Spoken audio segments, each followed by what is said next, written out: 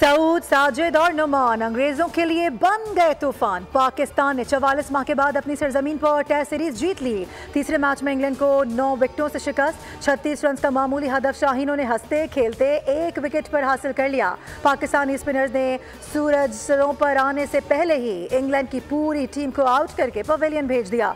मेहमान टीम ने पहली इनिंग्स में 267 और दूसरी इनिंग्स में 112 रन बनाए।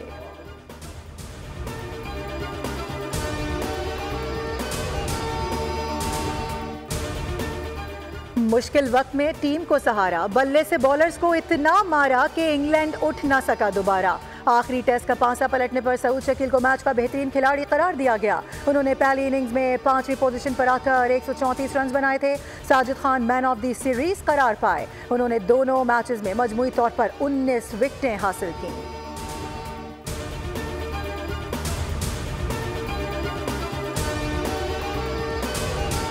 याहिया आफरीदी पाकिस्तान के चीफ जस्टिस बन गए। ऐवान सदर में ओहदे का हलफ उठा लिया। सदर ममलिकत आसिफ अली जरदारी ने चीफ जस्टिस से हलफ लिया। तकरीब में वज़ीर आज़म Shehbaz Sharif, army chief general Syed Asim Munir, वफाकी वुज़रा और वुज़राए आला ने शिरकत की।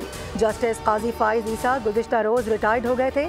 नए चीफ जस्टिस ने सुप्रीम कोर्ट में चार्ज संभाल लिया।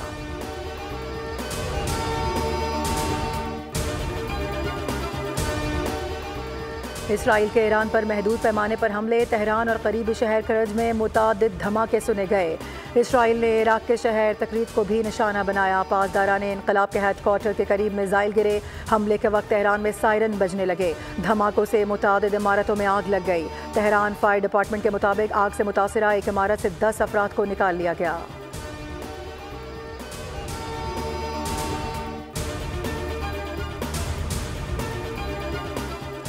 इमदाद के मुंतज़िर फ़लस्तीनियों पर बारूद की बारिश। शुमाली गजा में इसराइल की बमबारी 12 मासूम फ़लस्तीनियों को शहीद कर दिया।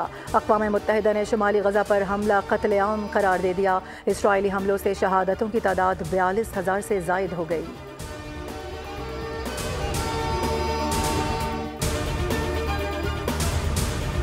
और अमरीका में सदारती इंतखाबात के लिए जारी वोटिंग के 5वें रोज़ भी टर्न आउट गैर मामूली रहा। अमरीका भर में 5 रोज़ के अंदर 3 करोड़ 38 लाख से जायद अमरीकी शहरियों ने अपना हक़ राय दही इस्तेमाल किया। नए वोटर्स का गैर मामूली इंदराज भी टर्न आउट में इजाफे का सबब है।